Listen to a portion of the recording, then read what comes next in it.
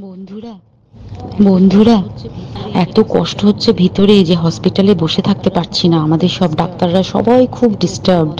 আজকে তো ওপিডি বন্ধ রাখা হয়েছে। তোরা জানিস সমস্ত ঘটনা শুনলাম, যা মানে সত্যিকারের ঘটনা, যেটা আরজিকরের ভিতরের যে ডাক্তার তারা তাদের বন্ধু বান্ধব মারফত এটা ছড়িয়ে মানে এসছে আমাদের কাছে। অ্যাকচুয়ালি যেটা ঘটেছে সেটা হচ্ছে, আমি শুনে তো মানে বিশ্বাস করতেও নিজেকে কেমন লাগছে রে। প্রত্যেকটা আমাদের ওয়েস্ট বেঙ্গলের প্রত্যেকটা মেডিকেল কলেজে, বিশেষ করে কলকাতার সরকারি মেডিকেল কলেজগুলোর প্রিন্সিপালরা, ডিপার্টমেন্টাল হেডরা, প্রিন্সিপালরা বিশেষ করে, তারা পাশ করানোর জন্য স্টুডেন্টদের কাছে রীতিমতো টাকা নেয়। যেসব স্টুডেন্টরা, ইন্টার্নরা, পিজিটিরা যারা ভালো করে ক্লাস করে না বা থিসিস তারা জমা দেবে, পিজিতে তো থিসিস জমা দিতে হয়, তো যারা MBBS final year final pass করবে না সাপ্লি পাইয়ে দেবে, ইন্টার্নের কমপ্লিশন দেবে না, ইন্টার্ন হওয়ার পর কমপ্লিশন না দিলে তারা রেজিস্ট্রেশন নাম্বার পাবে না, এই সমস্ত ভয় দেখিয়ে টাকা পয়সা নেয়। সমস্ত জায়গাতেই এটা আছে। এর মধ্যে সব থেকে নিকৃষ্টের থেকেও নিকৃষ্টতম হচ্ছে সন্দীপ ঘোষ, প্রিন্সিপাল, যে তোর আমাদের কি বলে আরজিকর মেডিকেল কলেজে। সেখানে ভাব যে ওনার একটা বিশাল নেক্সাস ছিল, যাতে উনি বেশ কিছু ইন্টার্ন, হাউস স্টাফ এদেরকে দিয়ে ওই নেক্সাসটা চালাতেন। তারা ওখানে একটা সেক্স র্যাকেট চালাতো, তারা একটা ড্রাগ র্যাকেট চালাতো। ড্রাগ র্যাকেট মানে ওই যে ওটাতে বলেছে না, ড্রাগ মানে শুধু ওই হেরোইন আর ব্রাউন সুগারের ড্রাগ খাওয়া বা মদ খাওয়া নয়। ড্রাগ মানে হচ্ছে যে কম দামি, কম টাকায় যে ওষুধ পাওয়া যায়, যে ওষুধ, ওষুধ না জল ভগবান জানে, সেই ওষুধের মানে কোটি কোটি টাকায় যে টেন্ডার বেরোতো, সেই ওষুধ নিয়ে ওষুধ কোম্পানিগুলোর কাছ থেকে কোটি কোটি টাকা, সেই সমস্ত টাকার একটা বড় অংশ যেত পার্টি ফান্ডে। বুঝতেই পারছিস তাহলে।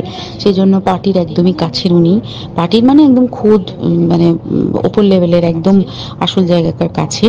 তো এবার উনি এই যে নেক্সাসটা চালাতেন, তাতে রীতিমতো কোন ইন্টার্নকে উনি পাশ করাবেন, কোন পিজিটিকে উনি থিসিস কমপ্লিট করাবেন, সেগুলো সব ভয় দেখিয়ে টাকা নিতেন।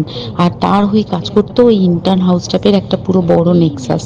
এবার এই মেয়েটির যে পিজিটি, মেয়েটি অত্যন্ত ভালো, সে তার থিসিসটা কমপ্লিট করাবে না বলে হুমকি দিচ্ছিল। সে এটা জানতে পেরে গিয়ে বলেছিল যে আমি এরকম কোনোভাবেই মেনে নেব না, আমি এর বিরুদ্ধে আমি যাব এবং আমি এর বিরুদ্ধে সব ফাঁস করে দেবো। তখন তাকে রীতিমতো ধমক দেওয়া হচ্ছিল। এটা চলছিল লাস্ট 6 মান্থস ধরে, 6 মাস ধরে তাকে হুমকি দেওয়া, তার প্রতি মানে বেশি বেশি প্রথমের দিকে কি করছিল, অত্যাচার করছিল। মানে কিরকম, বেশি বেশি করে নাইট ডিউটি দিচ্ছে, at a stress 36 hours duty, বেশি বেশি করে নাইট, বেশি বেশি করে খাটানো। এবং এগুলো সব জানে ডিপার্টমেন্টাল হেড, চেস্টের যে ডিপার্টমেন্টাল হেড সেও জানে, সিনিয়র পিজিটিরা সবাই জানে। প্রিন্সিপালের নির্দেশেই হচ্ছে এবং ওনার নেক্সাসের ছেলেমেয়েরাই কাজ করছে।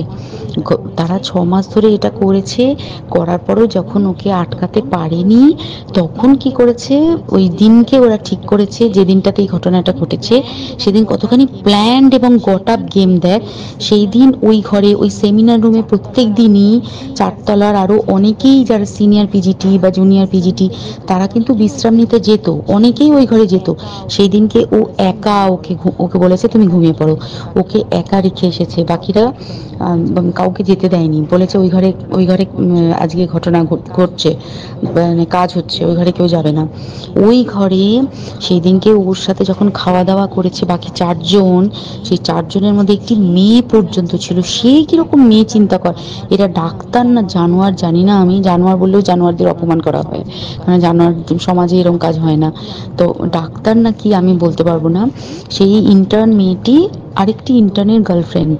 তো তার সাথে ওই পিজিটি মেয়েটি প্রচুর ঝগড়া হয়েছে। ঝগড়া হওয়ার পরে তারা তো হুমকি টুমকি দিয়ে চলে গেছে, দিয়ে তারা বলেছে তুমি ঘুমো। এবার ও তো আর জানে না, ভালো মনে শুতে এসেছে। তারপরে তারা গিয়ে মদটদ খেয়েছে, 7-8 জন মিলে চড়াও হয়েছে। এবং তোরা জানিস যে প্রথমে তার হাত দুটোকে দুপাশে 2 জন ধরে রেখেছে, এবং সেই কাজে সেই মেয়েটিও সাহায্য করেছে, ইন্টার্ন মেয়েটি। 2 জন ওকে পা দুটোকে টেনে জরাসন্ধের মতো ছিঁড়ে ফেলেছে, মানে ছেঁড়ার মতো করে টেনেছে, যাতে পেলভিক বোন ভেঙেছে, কলার বোন ভেঙেছে। মানে কি বিপর্যস্ত মানে বিধ্বস্ত, কি নৃশংস অত্যাচার করেছে। ওকে উল্টো দিক করে শুইয়েছে, পিঠের ওপর দিয়ে বুট পরে হেঁটে গেছে, মাথাটাকে এমন থেতলেছে যে মানে স্কাল ফাল রাপচার হয়েছে। এই সমস্ত করার পরে শ্বাসরোধ করে তাকে মেরেছে। মেরে তারপরে আরো যেটা আরো ভয়ঙ্কর, যে একটা মৃত মানুষকে মিনিমাম ডিগনিটি দিতে জানে না, তারা নিচে এসে দেখেছে ওই সঞ্জয় তখন বসে মদ খাচ্ছিল অন্য আরো গ্রুপ ডি স্টাফদের সাথে। সঞ্জয় ছেলেটা হচ্ছে তার কাটা সঞ্জয় বলতো ওরা, ওকে বলে ফল গাই। মানে ওর একটু ওইসব আলুর দোষ আছে, ও যত্রতত্র যখন তখন প্রস্টিটিউট এলাকায় যায়। এবার দেখেছে যে একে দিয়ে যদি একটা রেপ করিয়ে দিতে পারি তাহলে ঘটনার মোড়টা অন্যদিকে ঘুরে যাবে। এইবার ওকে বলেছে, যা সেমিনার রুমে তোর জন্য রেখে এসছি, যা তুই এবার গিয়ে কাজ করে দিয়ে আয়। ও এসে ওই ডেড বডিকে রেপ করেছে যাতে তার ভ্যাজাইনাতে সিমেন্ট পাওয়া যায়। তো এবার এই হচ্ছে, প্লিজ আমি নাম করে ফেললাম সব কিছুই। কতজন আমি যে নামগুলো পাঠিয়েছি, এই সব ডাক্তাররা এরা সব জড়িত জানিস, কিন্তু কেউ কোনো প্রমাণ নেই। প্রমাণ লোপাটের জন্য সেদিনকে ওই ইন্টার্ন এবং ডাক্তাররা যে ওইখানের যে বাথরুমটাতে হাত পা ধুয়েছে, রক্ত ধুয়েছে, সেইটাকে সাত তাড়াতাড়ি প্রমাণ লোপাটের জন্য ওই দেওয়ালকে ভেঙে দিয়ে তার মানে ওই বাথরুমের জায়গাটাকেই ভাঙতে হচ্ছে ওদের। ওখানে নাকি ওরা রুম বানাবে, কালকে দেখেছিস তোরা খবরে। আর বেশি বলতে পারছি না, মানে তোরা তো সবাই প্রোটেস্ট করিস, আমরা তো আমাদের দিক থেকে করছি, কিন্তু কিছুই হবে না। এই পোড়া দেশে কিছুই হবার নেই, শুধু ভেতরে ভেতরে গুমড়ে গুমড়ে কষ্ট পাওয়া। আর আগামী প্রজন্মের যে ডাক্তাররা বেরোবে, তারা যে ইন্টার্ন বা পিজিটি বা এই যাদের কাছে আমরা যাব ভবিষ্যতে, তারা কি ডাক্তার না কি আমি জানি না, কি নিয়ে তাদের কাছে আমরা যাব আর কি করেই বা আমাদের পরের প্রজন্মকে আমরা সুরক্ষিত রাখবো।